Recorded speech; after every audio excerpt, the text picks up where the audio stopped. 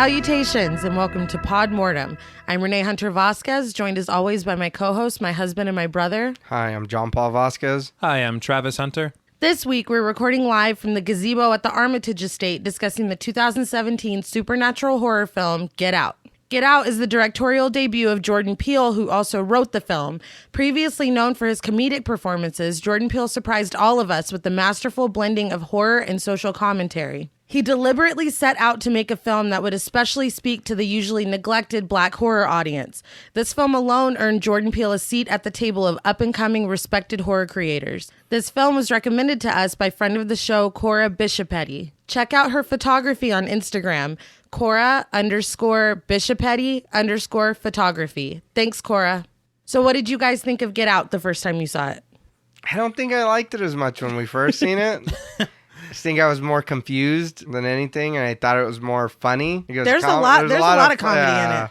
I think with his background, you expect that. Well, no, Definitely. Yeah. But it was, watching it this time again, I liked it better. I did. That's good. I was able to sit there and pay more attention, and I did like it this time, but I still do feel like there's a lot of funnies in it. There's just a lot, they say a lot of funny shit. You know what I mean? Especially Lil Rel. Yeah, I just know him as what, Rod? Or whatever.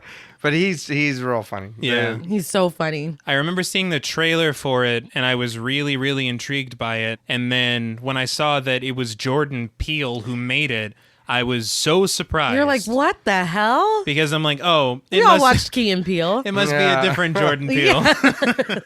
But I guess this goes to show that you should not pigeonhole a person into a genre or underestimate what they're capable of or where their desires truly lie. No, definitely. I read interviews and he said various times that his favorite genre is horror. Everybody's like, okay, now make us laugh. Right. So when you play Obama.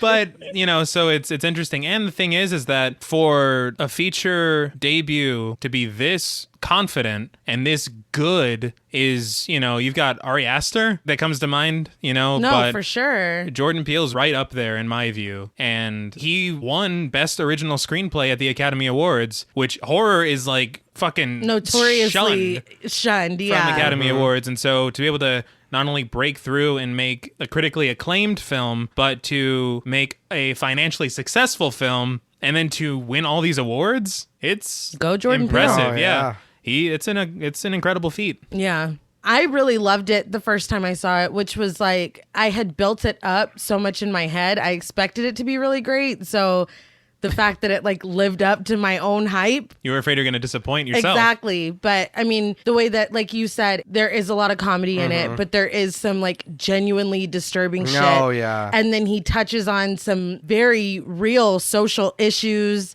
I mean, it's masterful the way he was able to keep all those plates spinning. Right. And the thing is that I've seen a lot of movies that try to get either social or political, and they come off ruining their own message by being preachy. No, yeah. But the special thing about Get Out is that it raises all these points and all these questions Without in a beating way. you over the head exactly. with it. It's done smartly. It's done, again, by a skilled hand. It's not something that we talked about films in the past where they take really serious subject matter and kind of just fuck it up because they don't know how to handle it. Yeah. Jordan Peele knew what he was doing. Yeah. And he made a very, very smart horror movie.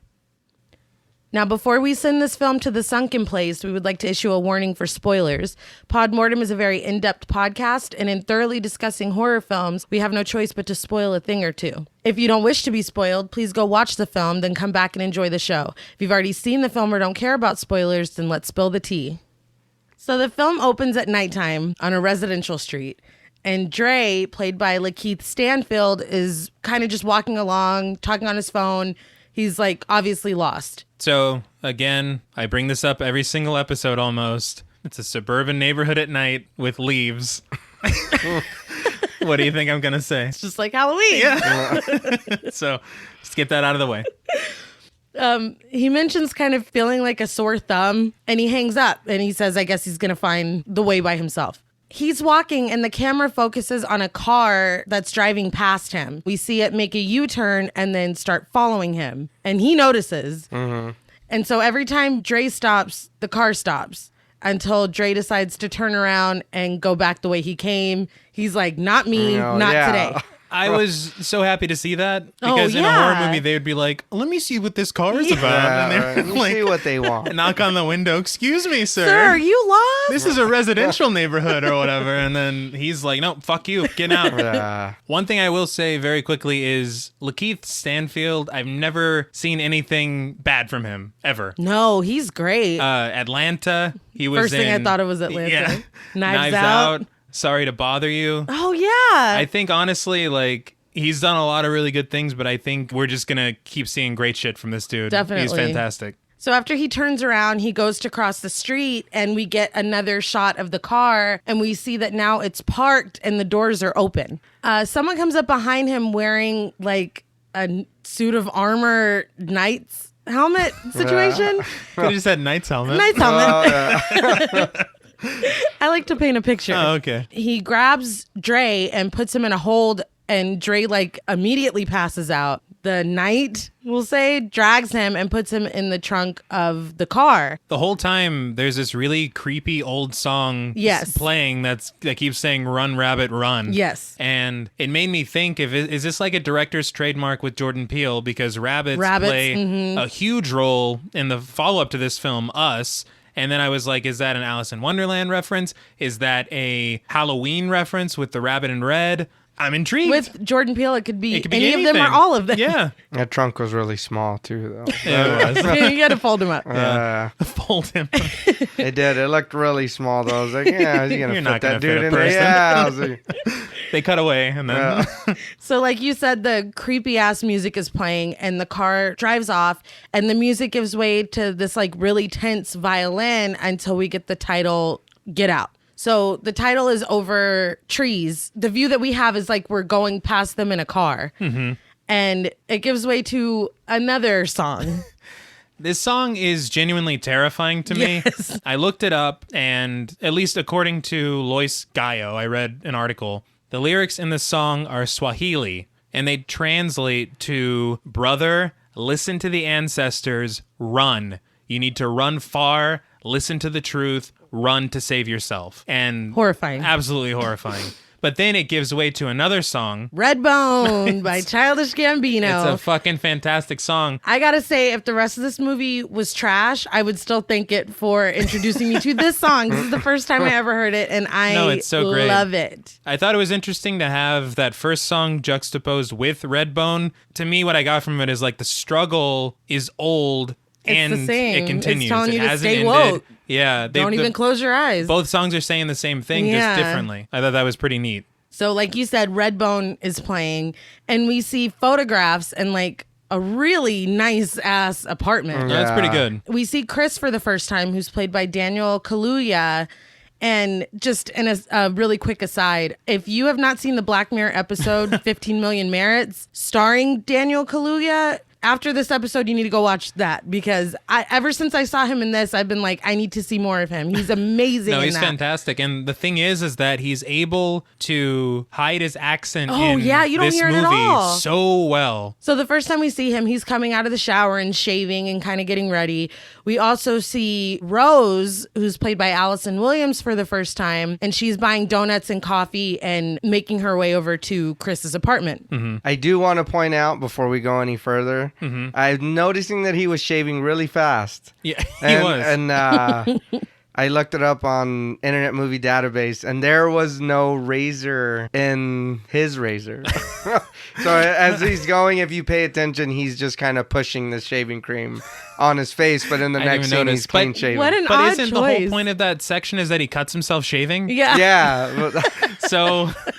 All right. But he did a good job of acting like he got Yeah, cut. So. I believed it. I was More like, damn. points Yeah, for Daniel yeah. Kaluuya. Yeah.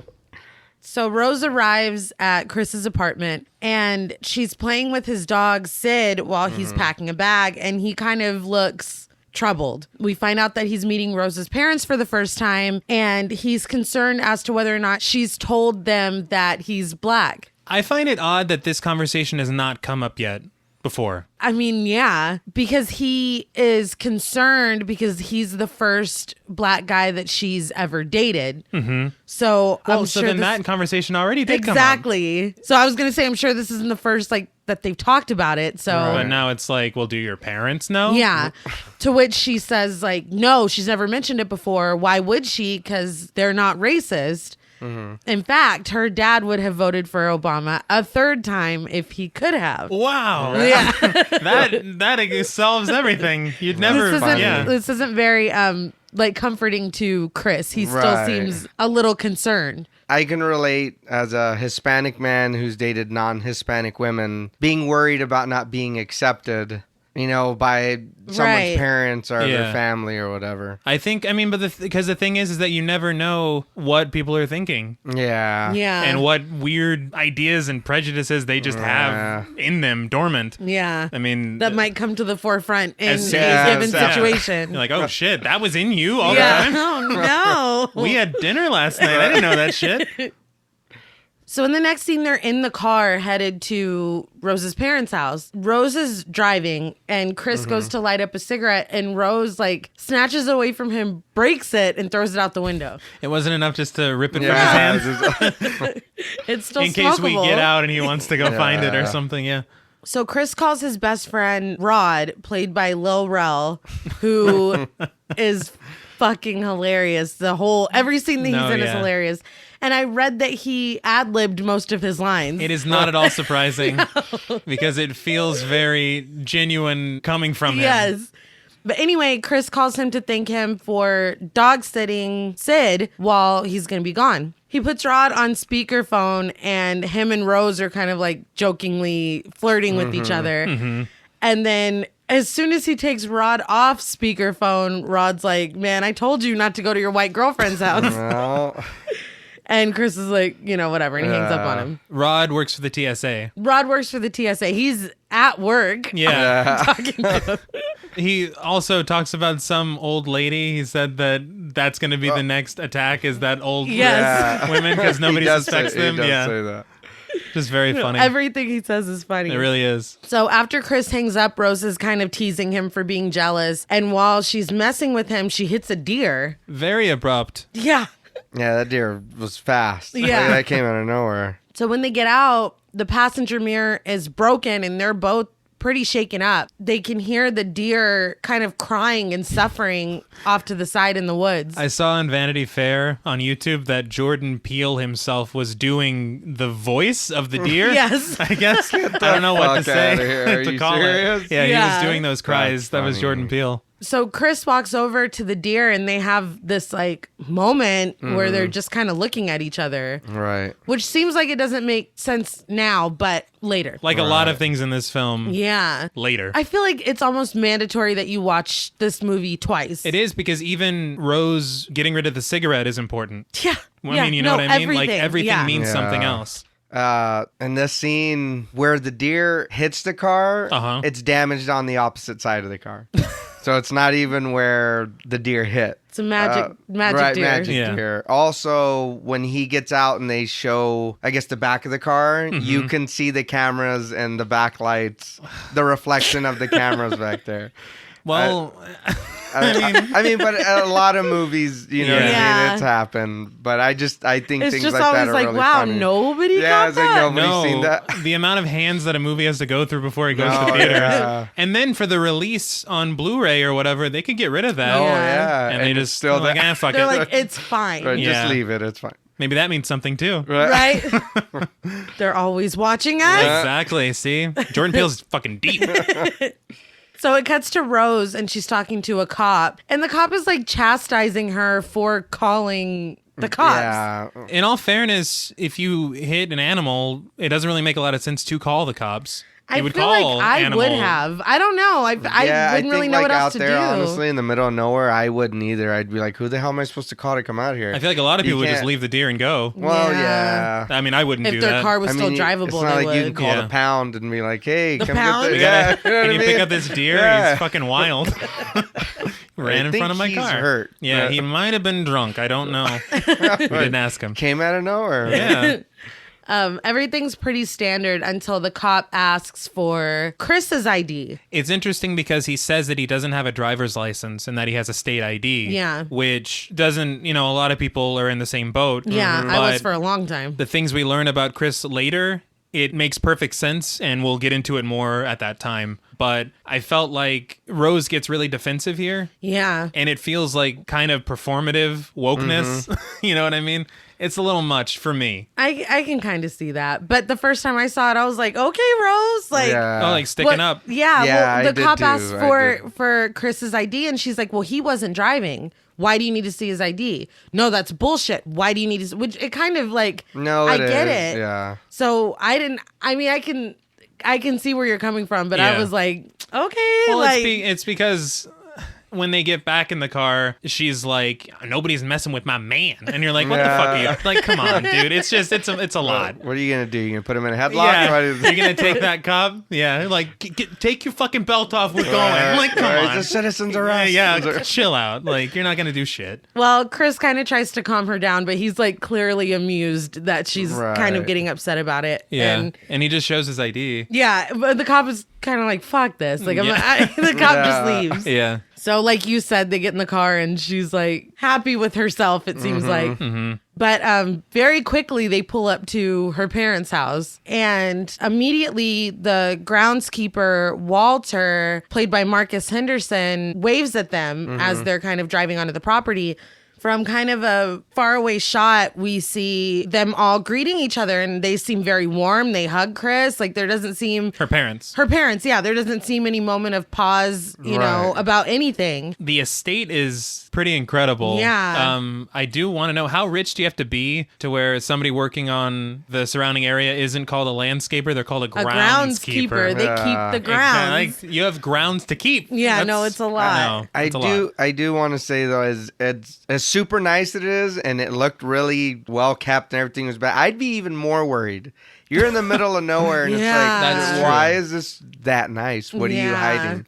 You know what's going on? I'd be nervous. Period. I've never had to deal with like an in-law situation. Yeah, I guess that's what it is. Just kind of like you're meeting On new top of- people. Yeah, you're- on bad top enough. of everything else. And you're put in Chris's shoes to feel this discomfort already. Yeah. yeah. And so it's like every little thing is going to be, oh shit, man, that's even Yeah, worse. Yeah. Like, you know? But as they're greeting each other on the porch, the groundskeeper is just watching them. Yeah, they do this weird like pull back on the camera, and then it's just an over the shoulder shot of the groundskeeper just like it's a horror shot. Like it's genuinely it's what you would expect like Michael of Michael Myers? Myers, Yeah. yeah. A fucking Jason Voorhees watching the campers or That's something, you funny. know? So inside the house, Rose and Chris are sitting and talking with Rose's dad, Dean, played by Bradley Whitford, and her mom, Missy, played by Catherine Keener, I love Catherine Keener. No, she's great. Everything I've seen her in. Yeah. And she's just is very genuine. Yeah. They tell her parents that they had hit a deer, and Dean is like weirdly happy and goes on this Yeah. spiel about how much he hates deer. And every time he sees one on the side of the road, he's like, yeah, like one more down or whatever. See, and that hit me the wrong way because it reminded me of that old racist ideology of like the only good one's a dead one. Yeah. That's kind of how he was No, talking like about the he deer. literally says that the deer are taking over. Yes, like and it's he it's a says- really weird stance to take about some deer. deer. Yeah, he said Yeah, one it's a down, deer. however many to go. Yeah. And it's like it's a deer. It's a deer. It's a deer, man. They freeze up when they see you. How Yeah, threatening no, it's- They can just they want your be? trash. It's Yeah. good for jerky. So they're sitting down and making kind of small talk, and we find out that Rose and Chris have been dating for 5 months, and Dean is like a dad joke machine. Oh, yeah. To the point where Missy is like apologizing for him because he's doing the most. Yeah. Finally, he's like, let me give Chris a tour of the house. And I thought it was weird that Rose doesn't go with them. Like, She just hangs out. Well, she's like, oh, I know the house. yeah, right. But don't you kinda realize shitty. how uncomfortable That's it is super for uncomfortable. Chris? Yeah. So this is why whenever I get married or whatever, I hope my future wife like hates her family or something because I never don't want to have to. fucking deal with this in-law situation. I'm an orphan. Yes. Well, on the tour, we find out that Missy is a psychiatrist and she sees her patients there in her home office. We see pictures of Rose's brother, Jeremy, who is away studying medicine, Dean says. Yeah. But he's going to be here this weekend. And I thought it was odd because Chris is like, oh, I've heard stories. And Dean goes, oh, I'm sure you have. What does that mean? Yeah. Like, I don't know. Oh, he has heard. Rose is probably like, my brother's an asshole. Yeah. And those are the stories. You know what you told JP. Right. He's like, oh, I know all about those. He mentions that, Dean mentions that his taste is eclectic, basically, because he's a traveler and he can't help bringing home souvenirs of other cultures. He actually says it's such a privilege to be able to experience someone else's culture, which it's like you're walking a line. It feels like the overbearing, like somebody who really wants you to know they're not racist. Yeah. I'm like so woke. Exactly, Look at this sculpture. Yes, like it's, So they stop and look at a picture of Dean's late father. And he tells a story about his dad losing to Jesse Owens in the qualifying race for the 1936 Olympics. I just want to say very quickly, one of my biggest pet peeves in film, period, is when they have a photo of somebody from a long time ago and they've clearly just pasted somebody's face on another photo. The Photoshop is never good in these photos. And they insist on zooming in on them to show you just how shitty they are. I will never understand. It's just, you don't have to get an actor that looks, just take a fucking old photo of anyone. Nobody If cares. we're never going to see them young, just take a picture. Nobody cares. I hate it so much, but unfortunately, they committed that sin in this film. Unforgivable. Well, Dean says that his dad never got over it, but Jesse Owens would later go on to win in front of Hitler, obliterating, his superior race bullshit. Right. Again, more of the I'm woke. I am woke. Which, again, how bold do you have to be like, fuck Hitler, am I right? Right, Chris? Yeah, wasn't he a dick? Fuck that guy. Yeah. They can't go in the basement because there's black mold in the basement. In this nice ass house, and you have a housekeeper and a groundskeeper, but you can't go in your basement because there's mold. I'd be like, you need a new housekeeper. Yeah. Right.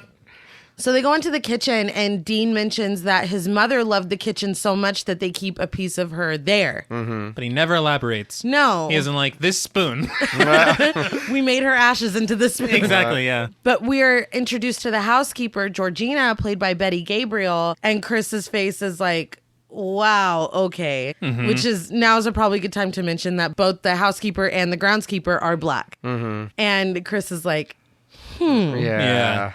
He's visualizing basically what we're all feeling watching the movie. The face is like, I see. Okay. Yeah. I get it. So they go outside, and Dean explains that they have complete privacy here. John Paul, like you were saying. Yeah. The nearest neighbors are miles away, like across the whole lake. So it's like, cool. Why are you setting up a horror movie? Cool, man. As cool as that would be, still, you're in the middle of nowhere. Yeah. It's like I'm sorry, that's terrifying. Yeah. To his credit, Dean kind of points out the elephant in the room. And he's like, look, I get it. White family, black servants. I know how it looks. He says that he hired Walter and Georgina to take care of his parents. And when his parents passed away, they couldn't bear to let them go. Which in and of itself is odd, because if that makes it sound like they're healthcare workers, no? Right, but then... So it's like, they got they're dead demoted. now. Here's an apron. Yeah. Like, how did that happen? Get to work.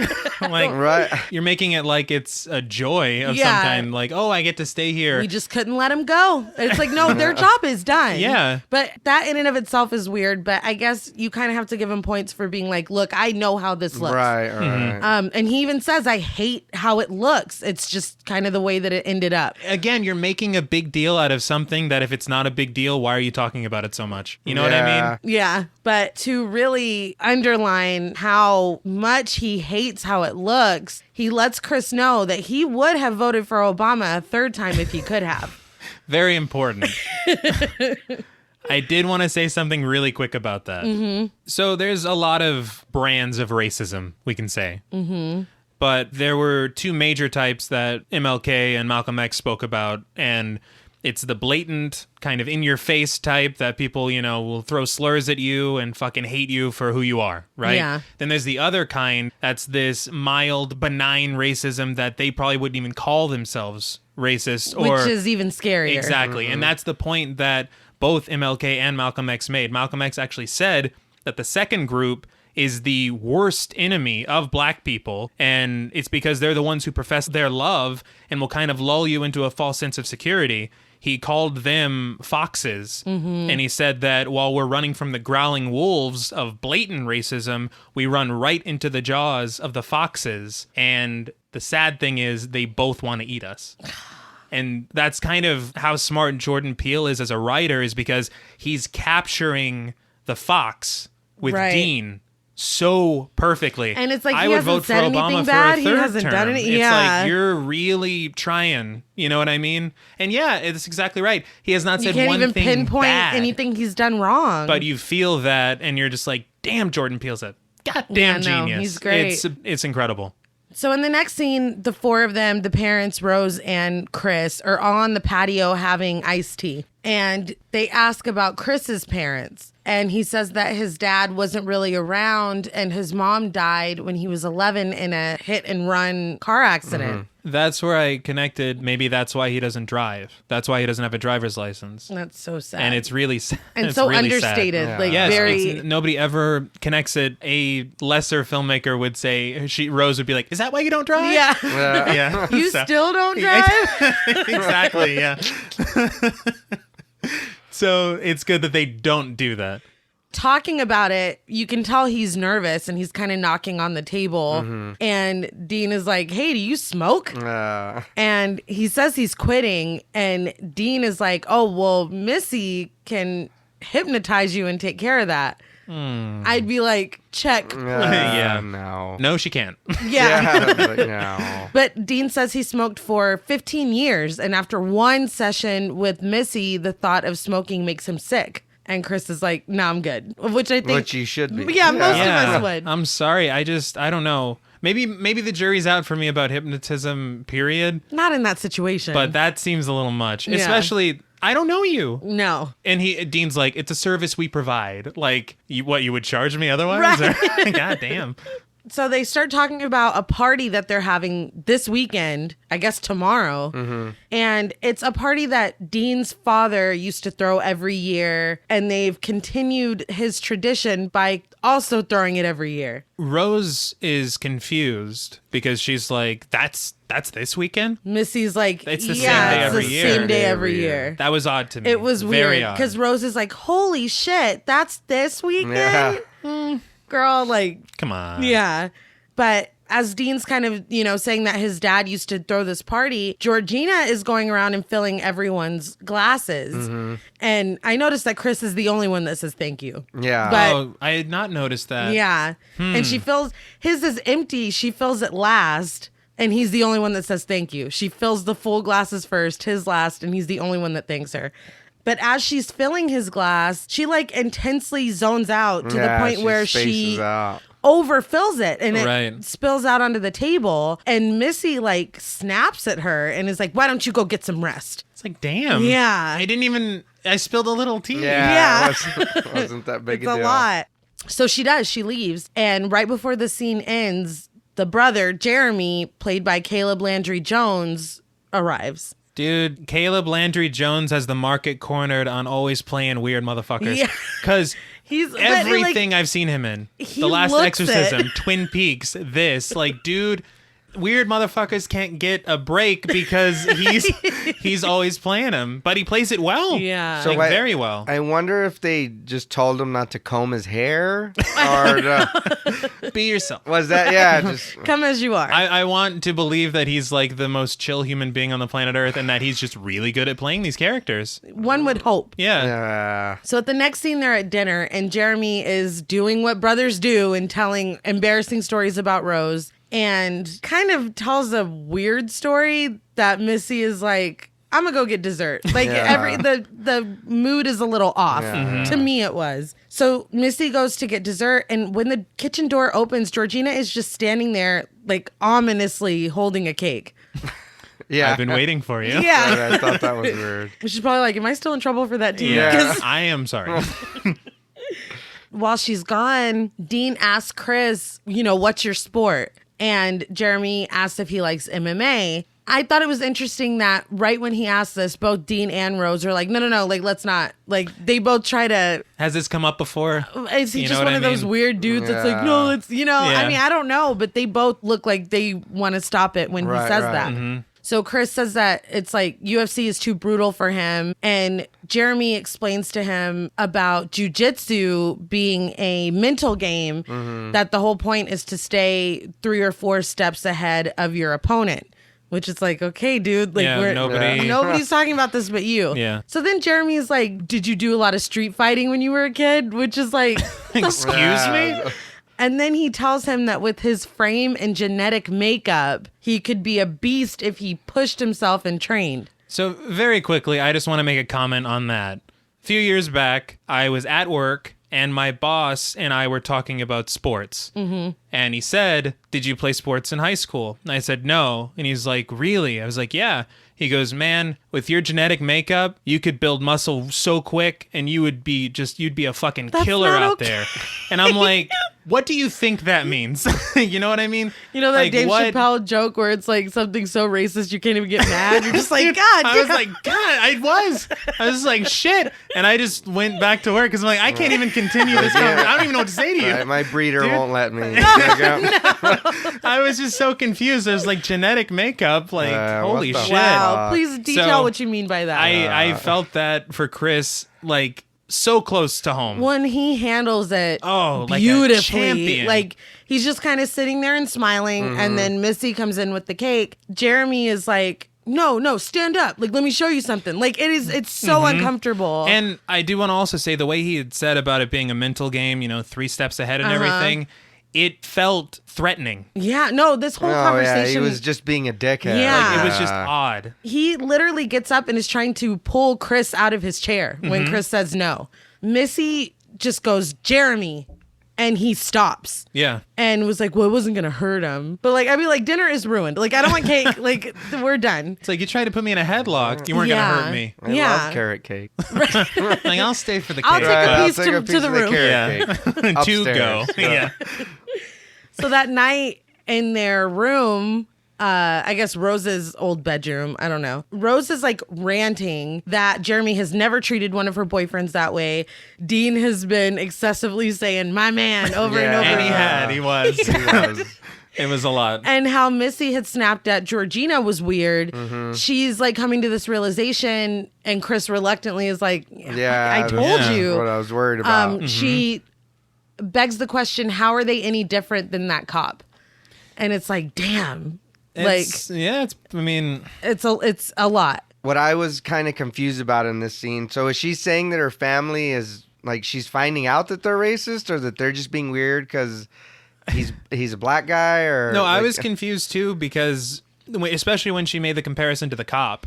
Is she trying to say, like... She was, like, outraged by the cop. Yeah. Really, all it does, in effect, is kind of just set up Chris to be able to say, yeah, I told you. Well, he does. And you didn't think it, she and apologizes. then we just lived it all night. It just happened. So, I mean, shit. So in the middle of the night, I guess, Chris wakes up to, like, a fly buzzing around. Yeah. There's a little tiny closet door in Rose's room that's open. And he kind of looks at it, but that's all. The man slapped the fly on his face and didn't go wash his face or anything. That just kind of bothered me a little bit. He's I was like, that was impressive. The speed to kill him. No, but now cool. get up Clean and your go. face. Or get a tissue or something. He goes downstairs, kind of gets dressed and goes downstairs. And we get this like startling glimpse of Georgina, who is also wandering around downstairs. She quickly darts across like a hallway. Yeah. And it's like a musical sting of like a jump scare. And I'm like, man, I'm sorry. That's cheap for this movie. That's exactly what I thought. I'm like, this movie is better than this moment. It would almost be scarier if she just scurries by and there's no sound. No, yeah, for sure. But but they did what they did. They did. So he's going outside to sneak a cigarette, and Walter comes out of fucking nowhere, sprinting at full speed toward Chris. He was concerned about him smoking that cigarette. He's like, no, it causes cancer. I gotta stop him. Saved his life. Yeah. So he's like flying toward him, but he turns at the very last minute before hitting him. Too fast. Yeah. It's a very jarring experience, and Chris does not smoke. No, after he does it. not. I will say when Walter is running towards him, the music is fucking horrifying. It's Yeah. It's insane. incredible. I know we talked about the song that opens the credits at the beginning of the film, but not enough can be said about Michael Abels, the composer of this movie. He does an amazing job. And I read that Jordan Peele found him on YouTube, and this is the first That's film crazy. that he ever composed. That's really cool. And he Right? did an Yeah, amazing Oh, he job. did. Cool. And he is kind of a secret weapon in Jordan Peele's Us as well. Oh, man. Because the music is pretty incredible in that. Yes. So Chris is like understandably a little shaken up. And he turns around toward the house and sees Georgina staring at her own reflection in the window inside. It kind of looks like she hears something and kind of scurries off. Yeah. So Chris goes back inside and is starting to head back upstairs. And as he's passing Missy's office, she turns the light on and is like, "Do you know how dangerous smoking is?" I'd be like, No, we're gone. I'd be like, yeah, it's on the side of the pack. Good night. I didn't even smoke. It was like, Yeah, that too. I'm out. Yeah, I'd be like, I just went to get some fresh air. Right? You Yeah. didn't smell like cigarettes. No. No, he didn't smoke. Nope. But she asked him to come and sit down with her, which I would be uncomfortable. Oh, yeah. Y'all were Oh, already talking yeah. about hypnotizing me to stop smoking. You're talking about my smoking. You're asking me to go in your office. I don't like anywhere where this is Not headed. at all. She's like, I'd vote for Obama for a third time. If I could. But he does. He goes and sits with her, and she's drinking a cup of tea, and she's stirring the tea. And she asks if he wants to know how hypnotism works. And I'd be like, I gotta go to bed. Good night. Yeah, That kid gave me diarrhea. I gotta go to bed. I wouldn't fire be Georgina, okay the kick with is that. I drank too much tea. He jokes about pocket watches and admits that he watched a lot of TV as a kid. And she continues to stir her cup and like chastises him for smoking around Rose. And then she asks about his mom, Yeah. which is like really not cool. No, but yeah. she asks him where he was when she died. And he doesn't want to answer, but does. Yeah. Because she just remains quiet and continues to stir her tea, like sitting in the uncomfortable silence until he said something. I was just going to say that you fill the silence. Yeah. It's a very smart You're like, move. okay, fine. Yeah. And the sound design during this scene of her stirring that tea, Yeah. it just being this continuous sound in the background. That fills the room. It is so good. So he admits that he was home watching TV when his mom was hit by the car. And she asks him to find the sounds in his head and hear it now. And he looks incredulous, but then he does. And we get a glimpse of him that night as a kid sitting on his bed and watching TV. And she keeps asking him questions. Why didn't he call anyone, when his mom didn't come home? And he starts to laugh it off, but he looks like his eyes look so sad as he's like trying to smile and laugh. Yeah. And then tears just start running down his face. And I feel like this is the point where we're like, oh, like something's happening here. And he says that he thought that if he called someone, it would make it real. And we see him as a kid again, and he's scratching the posts on his bed. Now in Missy's office, he's scratching the arms of the chair. And he asks why he can't move. And she tells him that he's paralyzed, just like that day when he didn't do anything. Which is pretty It's fucked like, up. God damn, lady. Yeah. And not enough can be said about the performances in this scene from For both of them, yeah. So all Chris can do is just sit there and cry and continue scratching at the chair. And Missy tells him to sink into the floor.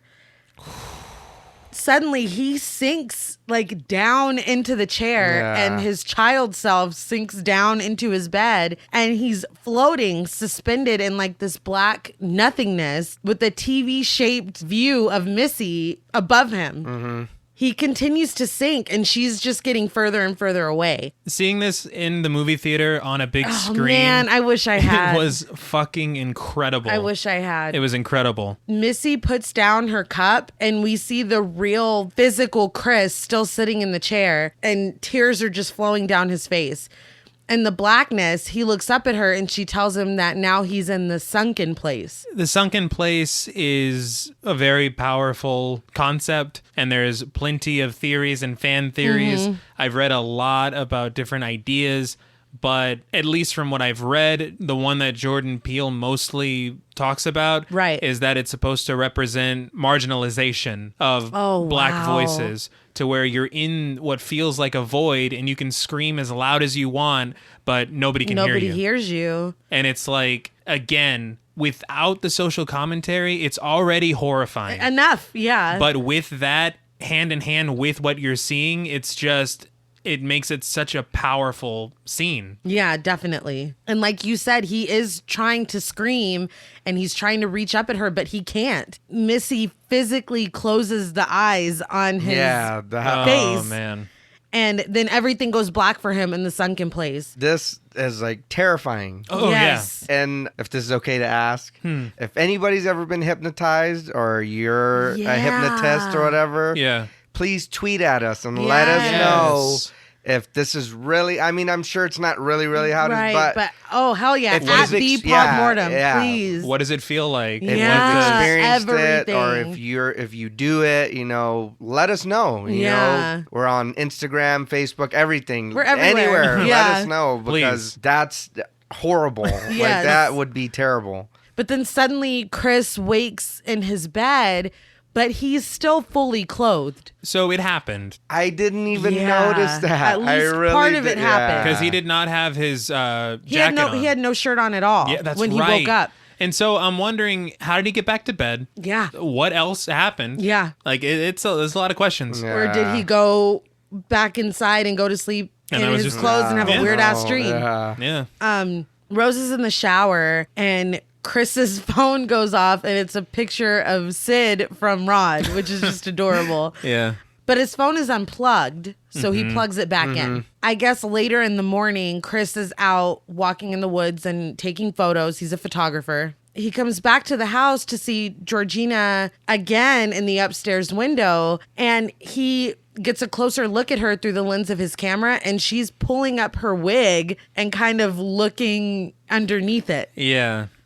She turns toward him, and he looks away like, oh, Yeah, bird he got shot. busted, yeah. Sky. He pretends he's taking pictures of other things, like, you got caught peeping, sir. Better hope Georgina's not And like, when- hey, Yeah. Rose, your Yeah. fucking boyfriend is...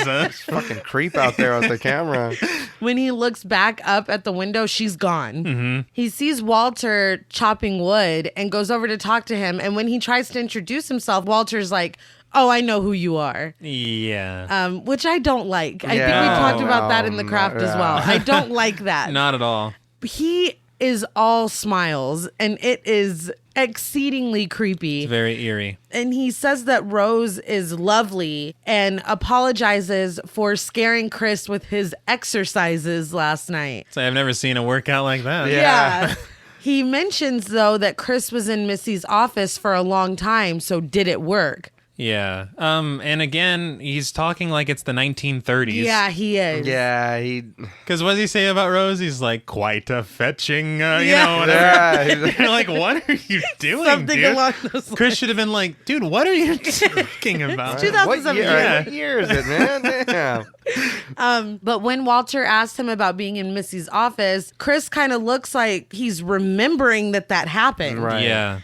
And he says, oh, I had too much wine. I can't remember. But he kind of looks disturbed. And Walter's like, well, I'm just going to go back to work and mind my business. As Chris walks away from him, he takes out a cigarette and looks at it disgustedly. Mm-hmm. So it's like, Maybe it did work. Yeah. When Walter chops the wood, it's not a good chop.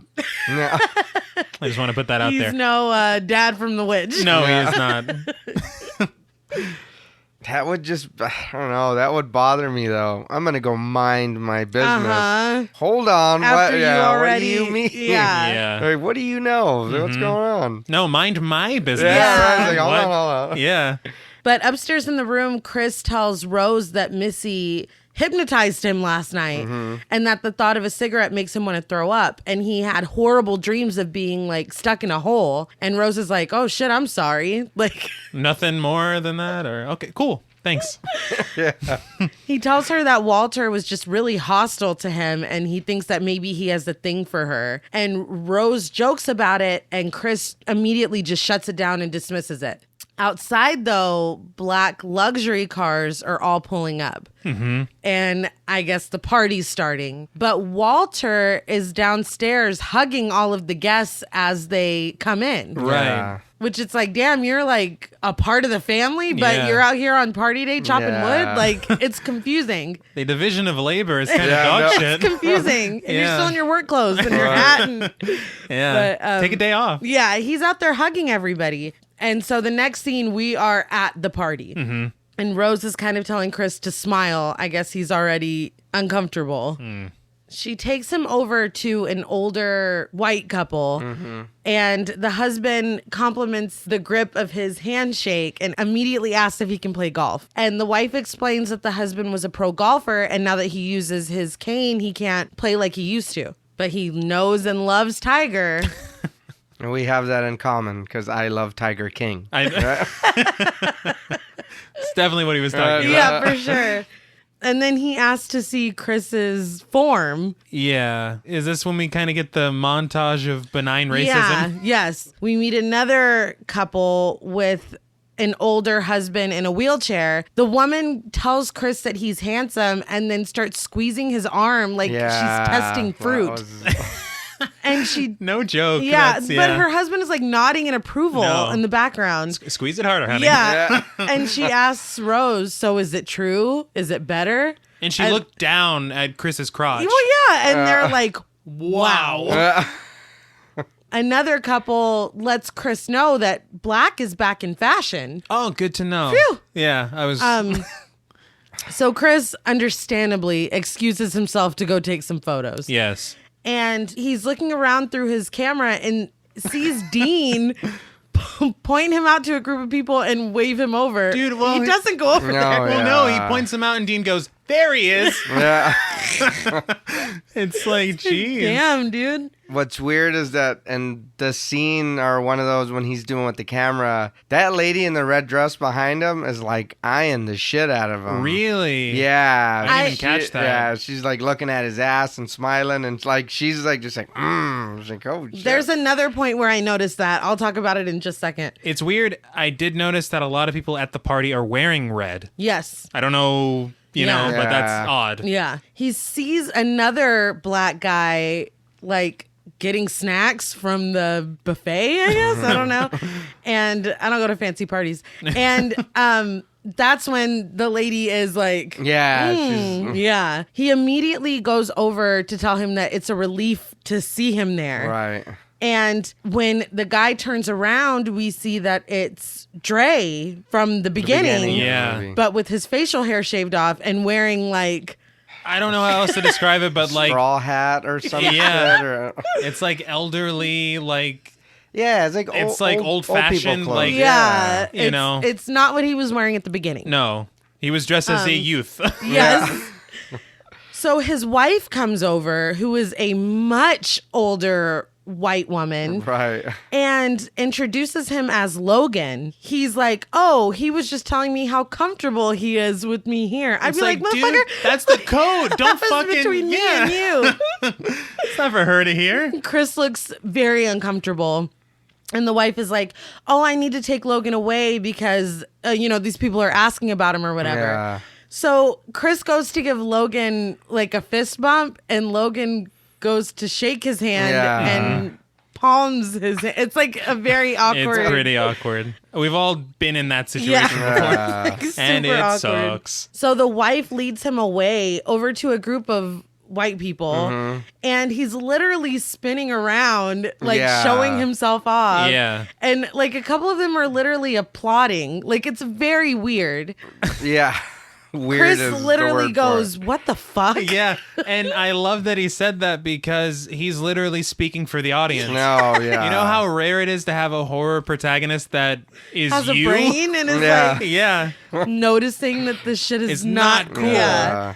He goes over to the gazebo, and there are a bunch of chairs set up and facing it. But there's only one man sitting there. It's a blind man who introduces himself as Jim Hudson, played by Stephen Root. Stephen Root, so underrated. No, he's so great. He's not just Bill Dauterive. But he is Bill Dauterive. He is, but he is an incredible actor. And Chris recognizes him as a gallery owner. Jim is blind, but his assistant describes art to him in amazing detail.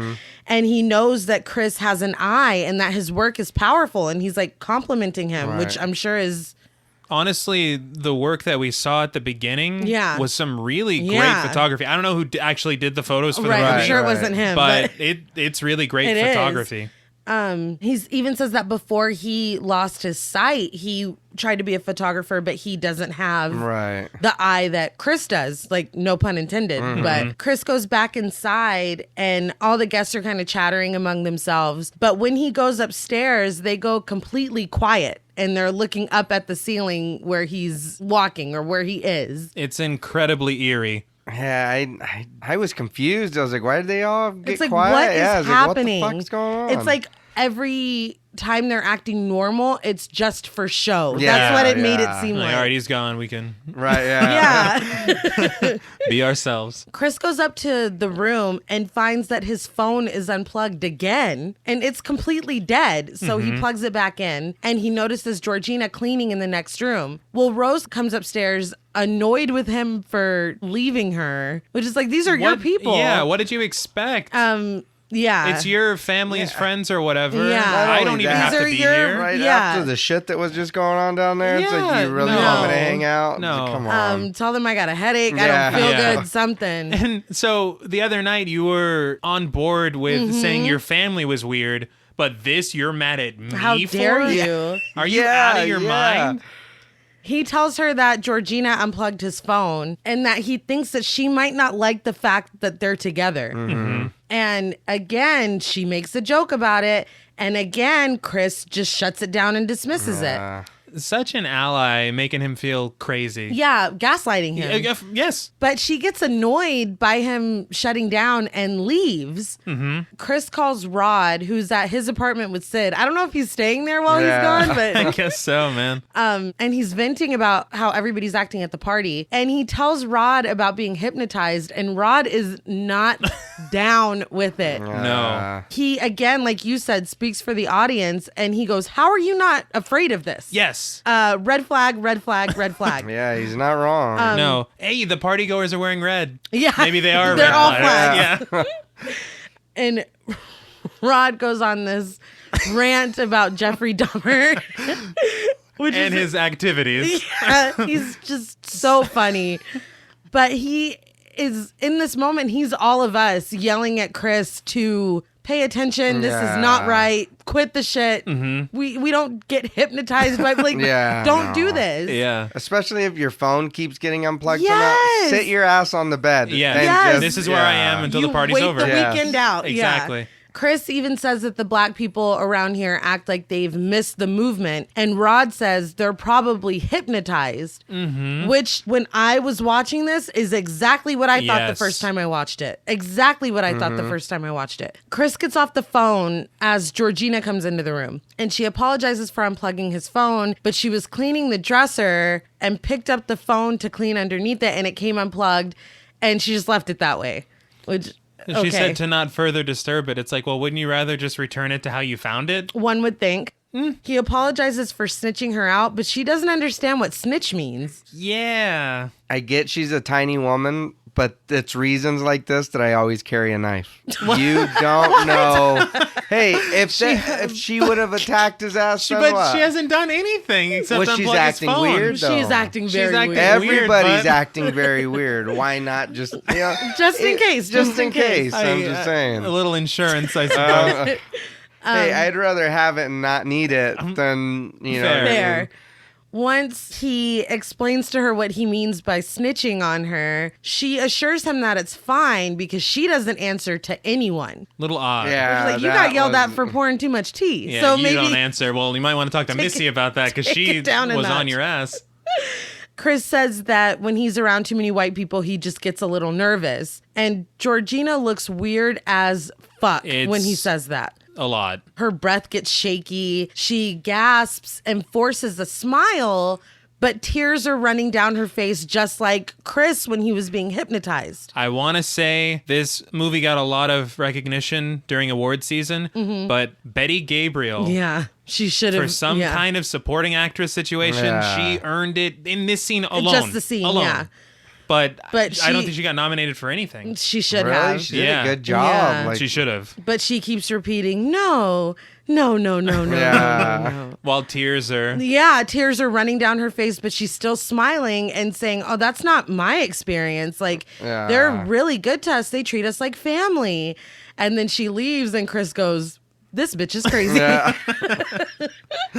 Again. Again, Nice. right? Nice. Chris goes back downstairs, and Dean calls him over to meet a group of white people. But there's one older Asian man with them. Right. And am I crazy? But I don't remember seeing him there Anywhere until at the this party scene. Yeah, before, yeah. no. But in front of this group of people, the Asian man asks Chris if being African American is an advantage or a disadvantage in the modern world, which feels he's so put on the spot in front of this group. Like it is so weird and uncomfortable. You ever fill out an essay for like a scholarship? That's the kind of shit they ask. Yeah. That's kind of what it felt like.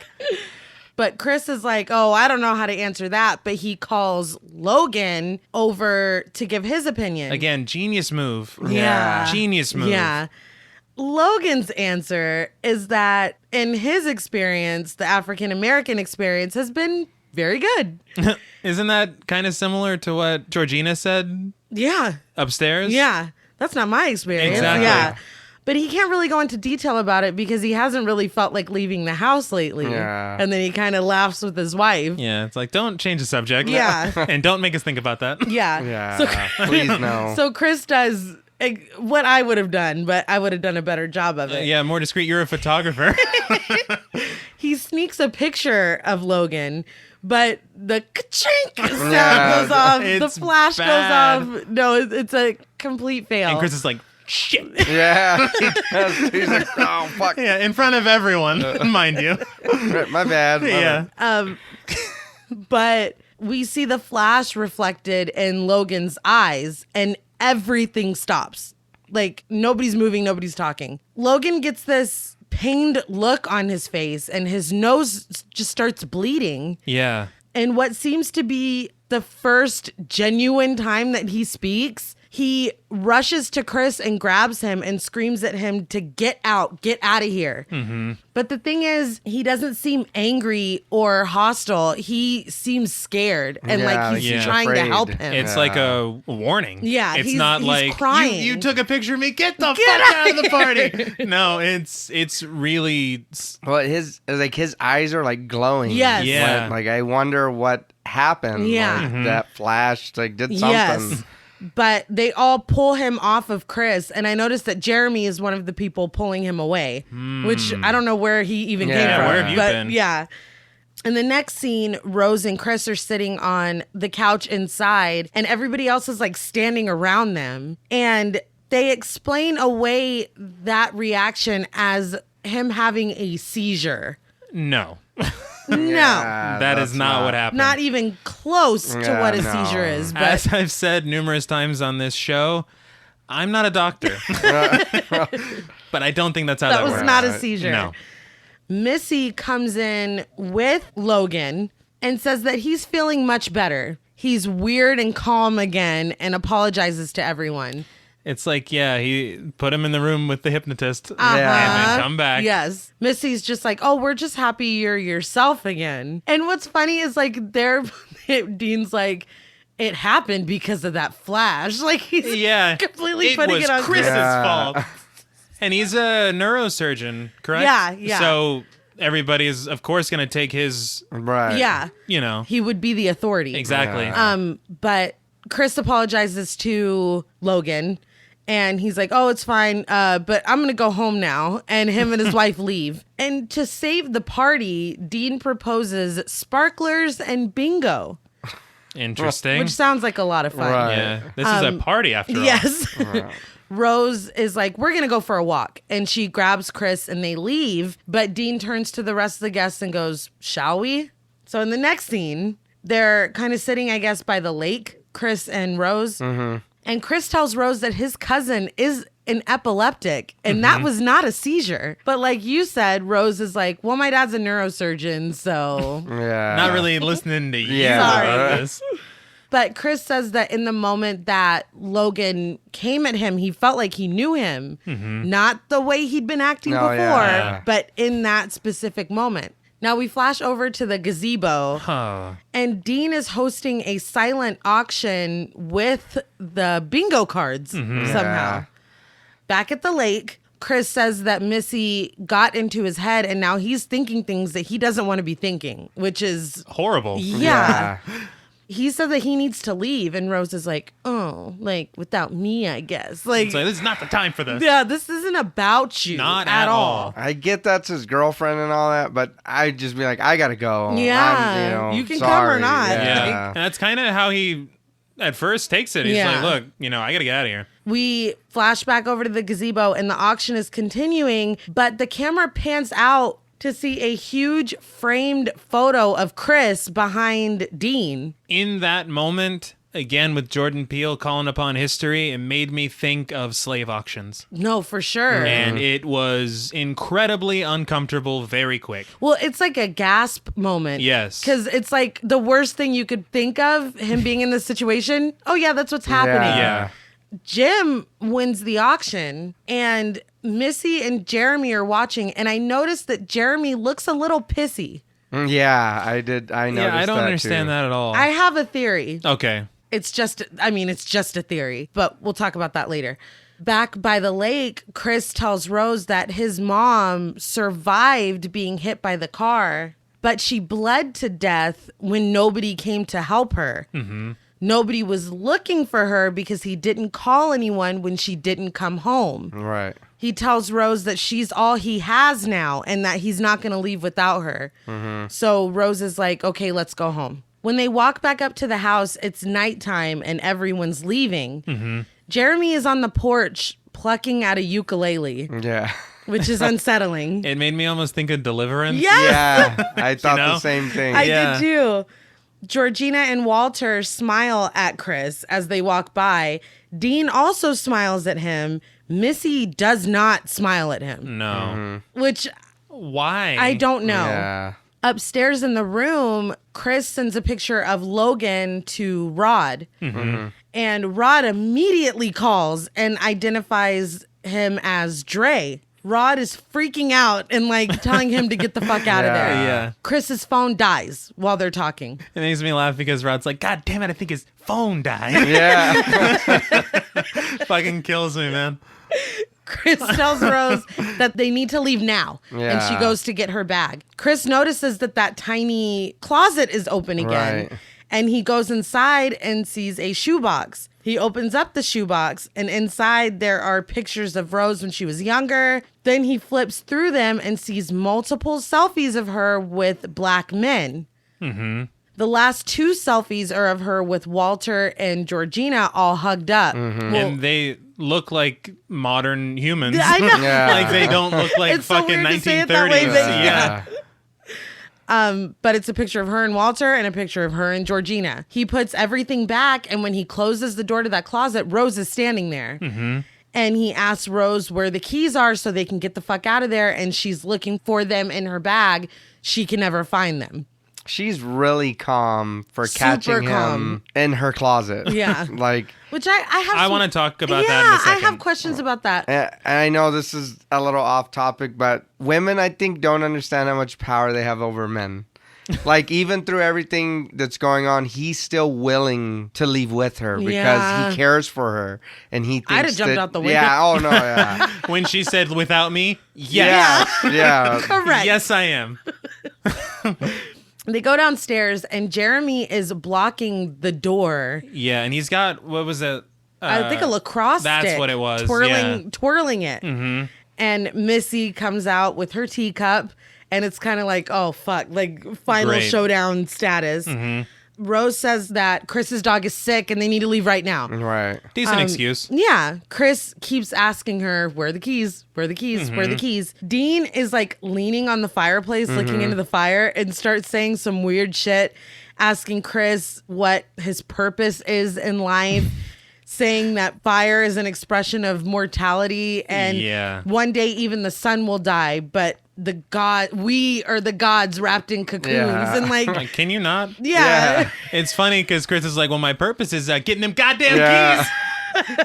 He's like, Rose, the keys. Right. And again, being hypnotized aside, knife comes in handy. Right? You're like, you should have brought it. Right. Rose is crying and frantically looking for the keys. Chris is like yelling at her to find them at this point. It's like full on panic mode. Yeah. And if there was any semblance of, no, everything's fine, we just need to leave, it's gone. Yeah. Jeremy swings at Chris with the lacrosse stick. The look on Chris's face when he does that is haunting because it's in that moment he's like, fuck. The veil is everything lifted. Is all the tiptoeing around what's happening is gone. Yeah. This dude is trying to attack me. Mm-hmm. And Rose is like, what the fuck? Yeah. He asks Rose where the keys are, but the way he says it is like, where are the keys? Like, he knows. Yeah. And her face goes from all upset to normal, and she's like, I can't give you the keys. Like, I'm a part of this. Basically. So when he found those pictures and Rose was still on board with everything, trying to find the keys, ready to leave with him. Did he believe her? I thought that she was unwillingly playing a part in whatever was going on. And then maybe after the fact, her mother was hypnotizing her to forget that she met these people, that she knew these people or even dated these people. And so she really is trying to get out of there. So in that moment when she does, and she's like, I can't give you the keys, babe. I'm like, what the fuck? Yeah. Because honestly, now that I know you're a part of it, why did you leave all that shit in your closet? Yes. Yeah. Why did you let him see it? Yeah. Why, now I got more questions. I think it might have worked a little bit better if maybe she wasn't a part of it. But knowing now that she is, you're like, oh, you're just as bad as them. So why'd you leave so many loose threads? I think it's scarier that she's a part of it. Oh, yeah, of course. But yeah, I thought the same thing about, hide those pictures, man. Yeah, that's step one. Yeah. Well, yeah, and they're in there, and she, that's what I'm saying. She was really calm. He's going through your shit, and you're just like, hey. You ready to go? Yeah. Or maybe because she knew what was about to come, she's like, oh, it won't matter. Yeah. If he'd have found that yesterday, that'd be a problem. Before the party. Chris just drops his bag, because he knows. He's defeated. He rushes Jeremy, but Missy taps her spoon against the cup, and Chris immediately collapses. Hard. Yeah. He just freezes up and just He's slowly gone. falls to the ground. Missy tells Dean to help Jeremy carry him downstairs because Jeremy has already damaged him enough. Mm-hmm. Well, I mean, he swung at him, but he didn't hit him. Yeah, it's true. But anyway, Chris is in the sunken place again. And from his view, looking up at that little TV-shaped whatever, Rose looks down at him and says, "You were one of my favorites." And she blows a kiss. Yeah. And the shot of him falling into the sunken place Deeper, is amazing. It is. I will say they used his smoking as a means to get control of him through this hypnosis. Mm-hmm. What do you think they used for the others? Yeah. And also, this movie is the most effective non-smoking ad I've ever seen in my life. Well, speaking of smoking, at the airport on his smoke break, Rod is trying to call Chris. When he's there, you hear over the intercom, they're paging Flight 237, which is a reference to The Shining. Yes. Just have to throw that in there. Take a shot. Later in Chris's apartment, Rod is feeding Sid, and he's still calling Chris. Yeah. And he Googles Dre and finds out that he's been missing for 6 months, which is fuck. Also, the TV is playing, and you hear somebody say, "The mind is a terrible thing to waste." It's another cameo from Jordan Peele. Yeah. Which clearly is Jordan Peele. That one was definitely Jordan Peele. The deer was shocking. This one was straight Jordan Peele. Also, I've never seen anybody use Bing in my life. That's the most unbelievable thing about this movie. And they use it again later. Yeah. I think I literally said he Googles him. Exactly. Nobody. And he binged Dre. Back at the Armitage house, Chris wakes up strapped to a chair, and there's a mounted deer head on the wall, looking down at him. Mm-hmm. There's this old school TV sitting there, and it turns on by itself, and a video plays, and it's like an infomercial. It's pretty slickly produced, though. It is.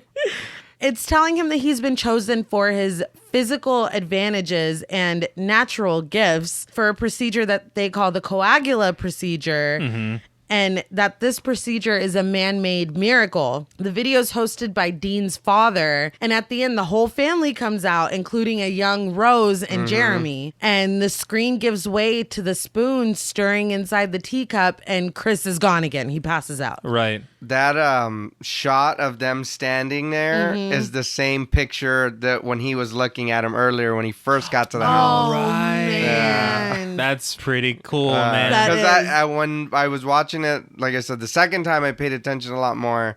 And I was like, hey, that's the picture when he first got there and he was Jeez. looking on the wall. Crazy. There's a lot of foreshadowing in this movie. Yeah, there is. It is, like you said at the top, absolutely worth at least a second watch. At least. Because even on like the third and fourth, you're You're still like, going to holy notice shit. stuff. Yeah. Yeah.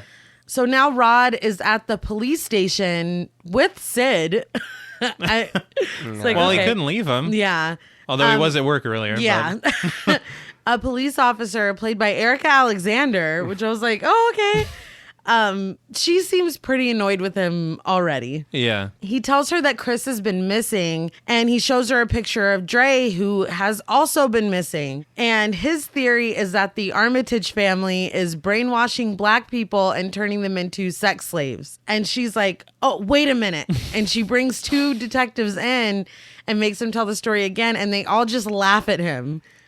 But the sad thing is he's not that far off. No, and honestly, Dre was kind of being used as a sex slave. Yeah, he was. Specifically. Yeah, he And was. I feel like if he would have just started smaller, he could have gotten him on Gotten him board. on his Yeah. side. I know it sounds crazy, but I that's one thing too that, like you were saying, things that bug you about movies. Uh-huh. And this was kind of one of them where somebody tries to reach out or whatever, and the cops are just like, "Oh, shut up." You know what Yeah. I mean? I mean, yeah, it sounds funny, but But like this is wouldn't an you- actual yeah, missing person. wouldn't you be like, Yeah. okay, let's look him up real quick Yeah. and see? Yeah. Then you could see he's been missing for 6 months. You say he's where now? You know what I Yeah. mean? We'll send someone to go check it out. So Yeah, they're you know just what I like, mean? sex Yeah, slaves. just like, She's like, he whatever. doesn't look missing to me. And then Yeah, that's it. it's like- It's like, well, but he is, though. He is. Because people are looking for him. Yeah. Back at Chris's apartment, Rod is taking notes and trying to put the pieces together, but he can't. Dude, he writes magic and then crosses it out. Yeah.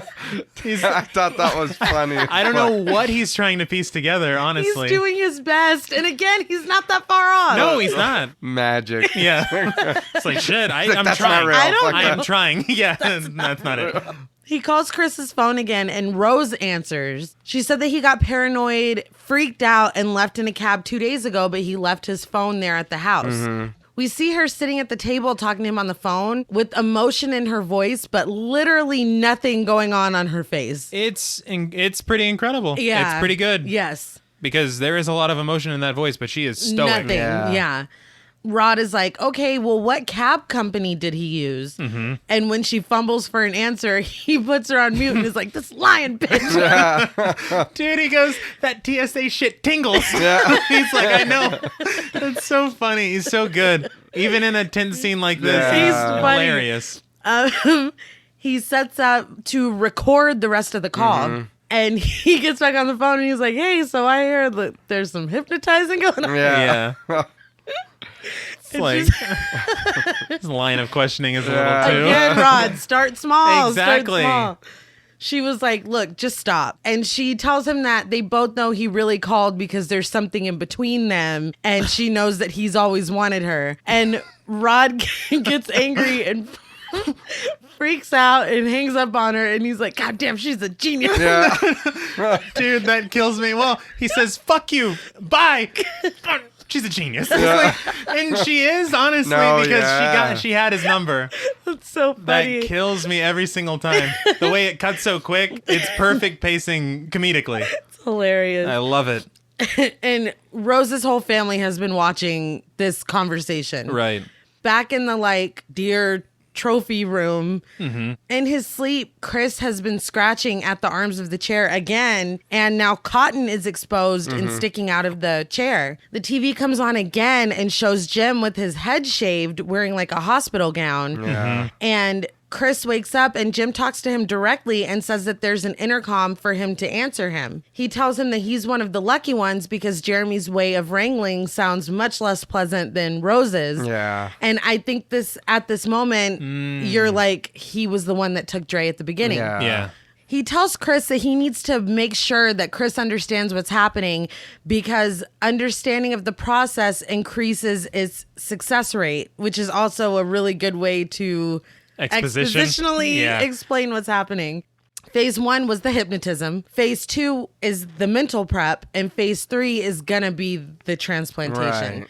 They're going to essentially remove Chris's brain and put Jim's brain in Chris's head, but there's a piece of Chris's brain that will stay attached. So a sliver of him is always going to be inside his body with limited consciousness.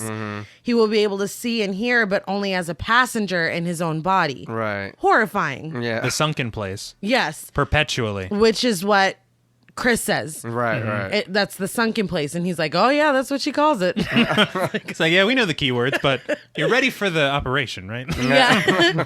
He thinks about the sunken place and the moments with Georgina and Dre kind of seeming like they're trying to break through, and he gets it. Right. Interestingly, people have pointed out that when Georgina spills Chris's tea, it's because Missy's spoon hits the side of her glass as she's stirring it, and she triggers into the hypnotism. So it's just incredible. The layers. So good. Chris asks why black people, basically. Yeah. And Jim explains the pros that some people want to inhabit a black person to be stronger, faster, or cooler.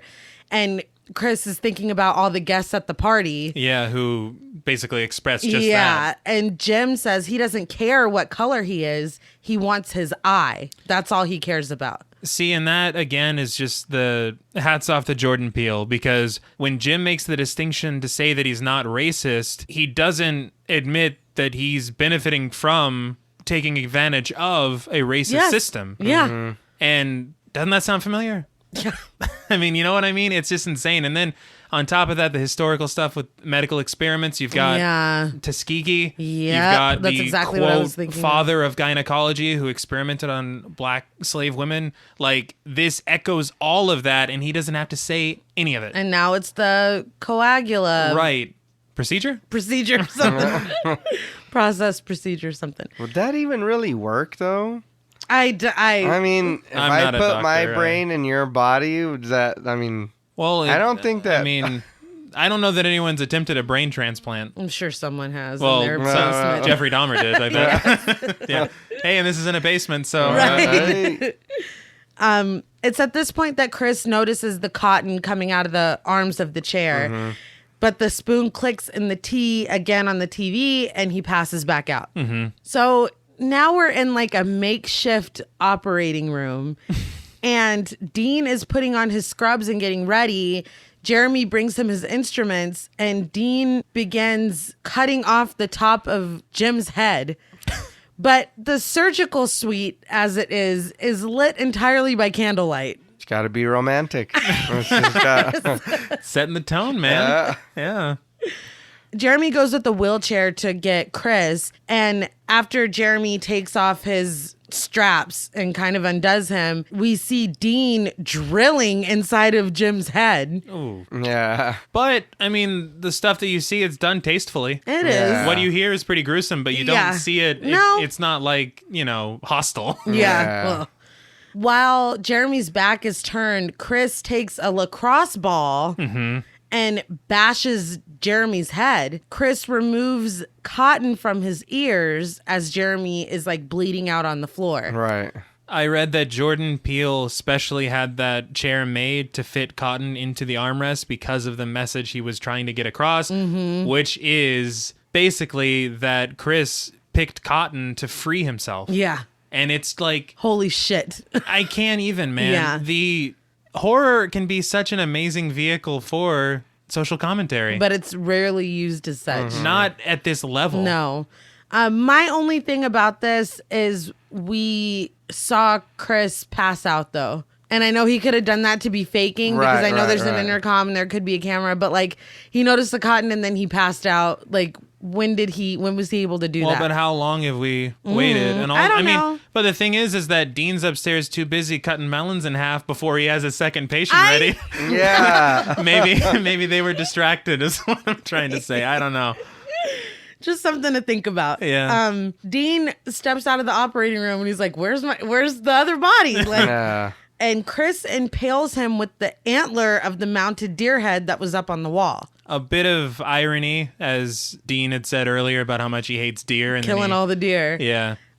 Interestingly, and I think they mentioned it on Horror Noir, and another little hidden message from Jordan Peele, in the Reconstructionist South, a buck was a slang term for a black man who would not submit to white authority. And so Dean mentioning how much he hates deer, Yeah. you know, and then in turn him being killed by the antlers of a buck. It's I mean, pretty do I really deep. need to say more? No.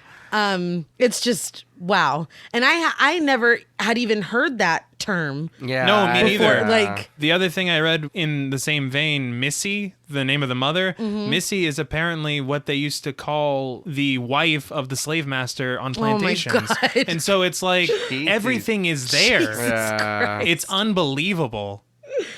but as Dean falls after being impaled, he knocks over his romantic surgical Yeah. lighting. The candles fall and promptly start a fire. Chris goes into the kitchen and Georgina fucking books it. Like she takes off. Yeah. Chris grabs his phone and he and Missy kind of lock eyes and then both race for the teacup and Chris knocks that shit over and breaks it. They just look at each other for a second and then Missy grabs a letter opener and stabs Chris through his hand. And he Yeah. takes it. Oh yeah, no. But then he stabs her with it, presumably through the eye. I guess so. We don't see it. We don't see it, but with it still through his hand. I would have not been nice to that lady. I'm sorry. So as Chris goes to leave, Jeremy comes out of fucking nowhere because this dude was bleeding out. Yeah, Yeah. what is Jeremy made of? Because swear He's to the God. beast. That's what. Yeah, he's like, I'm speaking from experience. Yeah. Yes. He jumps on Chris's back and is like Yeah. choking him out. And Chris keeps trying to open the front door and Jeremy kicks it closed every time he opens it. Well, he's like being choked out, but I feel like it's a callback to the jujitsu conversation. Yes. About being 3 moves ahead. Chris opens the door again so that Jeremy can kick it shut again. And in that moment, Chris stabs him in his leg Yep. with the letter opener. It's intelligence. Yeah. He got him. Yeah. It had nothing to do with his genetic Yeah, fucking no. His makeup. frame and- Yeah. No, none of that shit. This time, there's no chance of Jeremy coming back. No. Chris stomps his head in. Yeah. Well, he should have. Yeah. Upstairs, we see Rose with a bowl of dry Fruit Loops and a glass of milk. And she's eating the Fruit Loops individually and taking a sip of milk. She's looking up black athletes on the computer. On Bing. On Bing. On Bing. Everyone make sure. On Bing. Yeah. And listening to I Had the Time of My Life because I guess this is the shit. I think she is scouting. Well, yeah, but athletes, I mean, I don't know. maybe they have somebody that asked for an athlete's bot. I mean, Yeah. who the fuck knows? Oh, yeah. But I did read. I didn't see it myself, but I read on Mm-hmm. IMDb that the computer screen, one of the prospective NCAA athletes was Keegan Michael Key. that's amazing. But I want to go back and I'm gonna check have that to go out back because and that's look. hilarious. That's funny. One thing that kind of bothered me is that, like, at first glance it's really cool, but then if you think about it logistically, behind her are all the pictures that Chris found, but they are framed now. I feel like it would have made more sense if he found them Yeah. hidden in the closet, framed. Oh, But like okay. after Yeah. everything, she's okay. Let me go back upstairs and put Yeah. the shit back in the Yeah, frame. everything Like, is cat's out of the bag. Yeah. So. yeah. Outside, Chris jumps into Jeremy's car, which is the car we saw at the beginning. Right. Because we see that helmet in the. But to me, that was a little bit of overkill because the helmet is in the passenger seat and the Run Rabbit Run song is playing. Yeah. It's like he has it on a loop. He's Yeah, that's the only song he knows. Yeah. And the ukulele, whatever he was playing. Whatever. I don't know. Chris tries to call 911 and he hits Georgina with the car. He remembers watching TV when his mom died and thinks of Georgina crying. And despite telling himself not to, he goes to help her. I understand why he did it, Yeah. but I'd probably Yeah. be really scared. Yes. And I would have stayed on the phone with the cops. I'd Yeah. have been like, somebody fucking help me, please. I feel like maybe the tape from the coagula procedure might have been a tip off as well because he knows that whoever Georgina is still in still in there. Right. there. And then he found the pictures. Right. So Yeah. he's like, Okay, yeah. this is a person Yeah. still trapped. That's and true. he's been in the sunken place. I would, fuck, that's true. I'd still be more Yeah, concerned I'd about be- I'd be myself. like, you can wait out there. I'm After all that, getting help. I'd I'm be getting help. terrified. Oh, I'd be like, yeah. Fuck, man. Somehow upstairs, Rose heard that. So she didn't hear him massacring her entire family, No. but she does hear. Or the fire that's blazing downstairs. Yeah, from I don't know how far away, the sound of a person being hit by a car. Maybe the song was changing. I don't know. Yeah, it was in between. Yeah. Chris puts Georgina in the car, and again, this bothers me. Chris puts Georgina in the car, and Rose comes out with the rifle and goes, Grandma, we don't need that. No. Yeah. We don't need it. We're smart. We pieced it together. Yeah. We've been paying attention. Yeah. We didn't need that. Chris takes off, and Georgina wakes up and attacks Chris while he's driving, and she yells at him for ruining her house, Yeah. and they promptly crash. Yeah. Chris wakes up, and Georgina apparently is dead. Yeah. Rose is shooting at him, and he gets out of the car and runs. Walter comes running and tackles him, and again, Rose goes, "Get him, Grandpa." No. Like, can you just we shut got the it. fuck up? We remember the running. Yeah, Don't I know. spoon feed us. Don't spoon Yeah. feed us. Well, plus, Grandpa was a lot faster earlier. He was a lot Yeah. faster earlier. He already did his exercises tonight. Tired He's tired. now. Again? As they're fighting, Chris is able to take out his phone and snap a picture of Walter. And Walter snaps back like those robots at Itchy and Scratchy Land. Yeah. He comes back to himself long enough to get the gun from Rose, shoot her in the stomach, and then kill himself. Well, but the thing is that whenever he stands up and looks at Rose, he goes, "Let me do it." Shouldn't Rose have been like, why didn't she say, "Let me do it, darling"? Yeah. Or Yeah. whatever? His Grand voice dog. has changed. Yeah. You Why see- didn't she think that was weird? She was, who? And she knows what the camera does to Exactly. them. She didn't see the flash Right. either. So, I mean, I don't know. I feel like there's some stuff here in the last 'cause- Yeah. last little bit of the Their film. only weakness is a camera flash. Yes. It's Yeah. like- Or It's- the ting ting. That's true. Yeah. Rose crawls over to the gun, shot in the stomach, still trying to Right. take Chris out. And Chris takes it away from her. She has the audacity to apologize to him and be like, "It's me. I love Yeah. you." A little late And- for that, man. He starts strangling her, but she smiles at him. Yeah. She's that's- pure evil. Well, My question is, why do you guys think she did that? Well, it was clear. Just choke me, daddy. Oh my I god! don't know. I thought it was because the cop car pulls up, Well, Like, yeah. she was but like, the car isn't there yet. right. No. So I wonder why, like why she was smiling. I think she's kind of just sadistic. Maybe. Yeah. But like I said, a cop car pulls up and the lights are going, and Chris stops strangling her. And he puts his hands He up. puts his hands up. This is, honestly, this moment in the film, I was like, fuck. Yeah, Because it's like the one horror it's- movie when you're like, no, when you because the don't cops want are to there. see the- Yeah.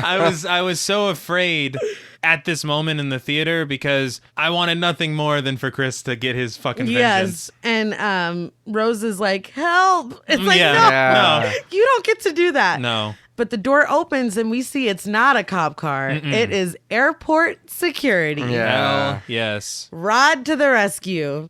Chris lowers his hands and just gets in the car with Rod. And Rod, of course, is like, I mean, I told you not to go in the He house. told Yeah. him. When Chris asks how he found him, Rod simply explains that he's TSA. Yeah. and the situation's handled. They handle which shit. to us doesn't tell us anything. Not Yeah. really. I was like, is this an inside joke between Jordan Peele and the TSA? He loves the TSA. Oh, well then. Like he has TSA skits on Key and Peele. Like he Oh, notoriously loves the TSA. Maybe it's All right. Well, paying tribute. And it looks like Rose has died in the process Yeah. of Yeah. all of this. But they ride off and the music from the beginning plays and we get another title card. What did you guys think of Get Out? I loved it. Yeah. The writing, the acting, just the fact that this is from Jordan Peele and it's his feature film debut, and he came at it so intelligently and confidently and actually had something to say and Yeah. spoke social commentary through a horror film. Yeah. I was blown away by this movie. Yeah. Blown away. I am a big fan of rewatching a movie and being like, oh my God, he told us at the Yeah. beginning. Yes. Like Dean mentioning we keep a piece of her in the kitchen with Georgina standing in the kitchen, him talking about his dad never getting over losing to Jesse Owens, Yeah. and then Walter's outside running. Yeah. Like, I mean, it's just, And whenever he said there was black mold in the basement, yes. was Dre down there Oh my God. at that time? oh, didn't even Because think about that. That is a black mold Exactly, for somebody, to to use, yes. And I think about Rose telling off the cop, and it could be her just not wanting any evidence that he was out there with her. No paper trail. Just Yeah. like, no, I mean, you it's don't need just- to see his ID. Yeah. It's just, and even all the guests arriving in black cars, like Yes. white passengers in In- a black vehicle. It is. It's, and then them being so concerned with his smoking because they don't want to mess Right, up his yeah. Yeah, body. don't ruin that It's shell. just, and oh man. you see why he won the Academy Award. Absolutely. It's so good. I mean, and there is stuff to pick apart at the end. I Sure. feel like there was some stuff that was over-explanatory. There was some stuff that was just looked cool or seemed cool, but if you think about it logistically, it doesn't really make sense. Right. But I feel like little shit like that can be forgiven when there's so much substance and so much intelligence. Yes. Like, it's A purpose for everything. definitely. I did enjoy it watching it the second time. I still think it's a comedy horror just because of how funny some of the stuff is. Rod? Because it's like It's really Lil Rel, funny. No, man. yeah. 'Cause Man, it's he like is- really he's funny. Fucking Yeah. belly laughs I was getting on that shit, man. No joke. I really did enjoy it more the second time than Good. watching it the first time. It's a good movie, and then when you think of everything like you guys were explaining, you know, it makes it more. Yeah. Yeah, you know, and it like a whole brings other more. layer. Yeah. Yeah. It brings more meaning to it, behind it, and what it's saying and everything with it. But I liked it. I liked it a lot more than I did the first time. I think I was just really confused and didn't like understand what was going Well, on. it's a lot. I feel Yeah, like it the was second just- time you're like, oh my start- God. Yeah. I was Yeah. like, okay. One thing I wanted to bring up very quickly is the ending of the film was not the original ending of the film. Right. In the original ending, the car that pulls up is the police, and they arrest Chris for the murder of the Armitage family. And the last scene of the film is Rod talking to Chris through the glass because Chris is in prison for Yeah. life, I guess. Yeah. And he's trying to, say, I'm trying to think of ways to figure this out or whatever. And Chris is like, look, they're never going to do it to anybody again. And then he leaves, and that's the end of the film. And it's such a sadder ending. It's more realistic, but it's so horrible. sad. The thing is that thinking about Night of the Living Dead, which we talked about last week, spoiler for that right here. Yeah. Go listen to that episode. But in Night of the Living Dead, Dwayne Jones told George Romero to kill his character because it was what the country needed at that moment, and it was Right. what Black America would want to see because of the message that it would send. Yeah. Jordan Peele basically had the exact same mindset in changing his ending to a more positive one with everything that was going on in the country at the time in 2017. He's like, this is what the country needs right now. They need We to need see a win. Chris get a win. Yeah. And I'm so glad that he changed Me the too. ending because sitting in that theater didn't after deserve that, everything, man. I can't have the film end with Chris getting arrested. I don't want to see that movie. I want to see the movie where Rod shows up, fucking cracks a joke, and then they get the fuck out of there. off. Yeah, so I don't think I would have enjoyed that. No. That would have just been like, That's really? like- Yeah. After all All this of is this what for everything. you're doing? So I'm very glad. All right. So I guess that brings us to ratings. Unfortunately, I have to go first. I don't think I really need to rehash again all the reasons why this movie is great and like even educational. Jordan Peele is masterful. And it's weird to say that when this is his first film. But it's an incredible movie. There are a couple things, like I said, that bother me. I wouldn't call it a perfect movie, but it's pretty close, honestly. I guess on a scale from 1 to 10 hypnotizing teacups, I give Get Out 9 hypnotizing teacups. I will open the floor. So not to rehash everything we've already said. I mean, we've heaped praise on this film. Yeah. I do think that little bit of spoon feeding is a little upsetting, but Yeah. I think it is enough to overlook, you know. I feel like, I mean, whenever you're looking at a horror film with a message, something that isn't heavy-handed, something that the more you watch it, the more you can appreciate it, I think that the good outweighs any bad that you can see in this film. And so I'm not going to call it a perfect movie, Yeah. but I think it, like you said, it's as damn close as you can get. It's real close. And so for that reason, I'm going to give Get Out 9.5 hypnotizing teacups out of 10. JP? I like I said, and like you guys both said, we don't need to go over everything again. I really did enjoy this movie the second time and seeing all the hidden meanings and, you know, and it is a fantastic movie. Right. The only thing for me is that it's not, I guess, like a horror movie that, like, I'm used to slashers and I really enjoy things like that. And not saying that I just want to watch people get killed all the time, but you know what I mean? I Right. want to No, watch this people is- get killed all the time. This is a different. But yeah, it's a different horror kind movie. Yeah. of horror. And it's a fantastic movie. It was great. And like I did enjoy it a lot more and understand a lot more the second time and actually paying attention and seeing all the little hidden things and piecing them together and being like, oh shit, you know what I mean? Yeah. You see it and it's like, damn.